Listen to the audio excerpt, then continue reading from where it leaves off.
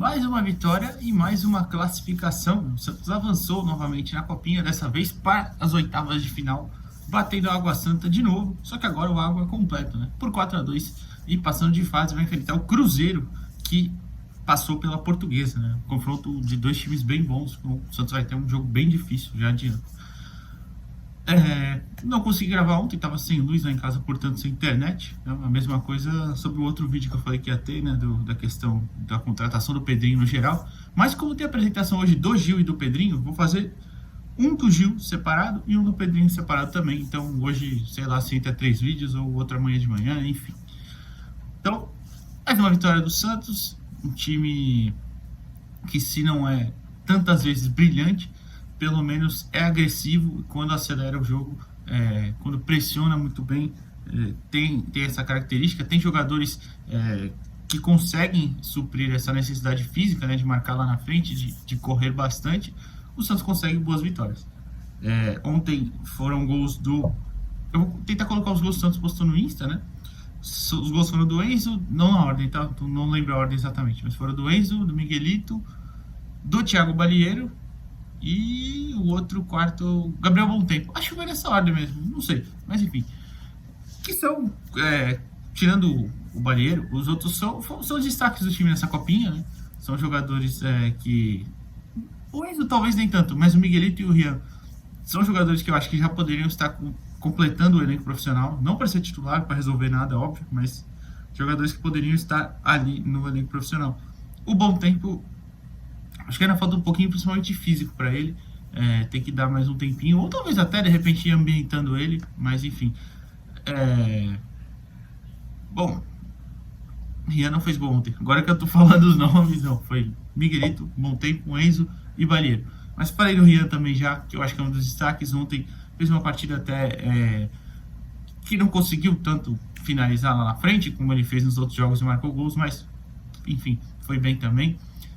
O Balieiro eu falei que não, porque ele não tem sido um destaque propriamente, ele não faz uma campanha tão boa na Copinha, mas claro, só tô falando porque citei os destaques positivos, então ele não está nos principais, mas enfim, é um jogador que ainda também acho que precisa evoluir, precisa ter um pouquinho de paciência pra gente ver se ele pode dar certo ou não, né? Se vai dar certo ou não no Santos. Mas, enfim, Miguelito ontem talvez um pouco mais aceso do que no último jogo, né? Ele faz o gol numa bobeada, né, da defesa do Água, ele estava esperto e toca por cima do goleiro. Cobrou faltas melhor ontem, porque nessa Copinha ele tem tentado cobrar muitas faltas diretas, até faltas laterais, e não estava dando tão certo. Às vezes não saía tão bem, né? No jogo contra o Remo, talvez. Não sei, mas enfim, no jogo, acho que foi contra o Remo, que eu tava bem na frente ali na cabine, bem de frente, onde ele tava cobrando algumas faltas no segundo tempo. E poucas deram alguma coisa, né? Ele tava tentando mandar todas pro gol. Enfim, ontem ele conseguiu obrigar o goleiro do Água a fazer 2 boas defesas, né? E uma nem tanto, que foi o que saiu o gol, que ele espalma pro Balieiro ali fazer, espalma no pé do Balieiro praticamente. Então, enfim, um pouquinho melhor ontem. Bom Tempo mais discreto, mas também ainda cumprindo ali o seu papel de jogar na ponta, de criar situações. Achei o Laurindo um pouco mais também mais ligado ontem, criou uma chance ou outra, acertou bons cruzamentos, pelo menos no primeiro tempo. Acertou de 3 dedos bem bonito, né? Que o goleiro do Água faz a defesa.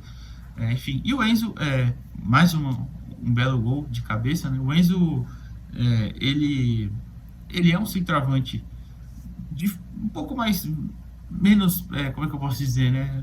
Menos parte técnica, né? Mas é um cara que se posiciona muito bem, é um cara forte.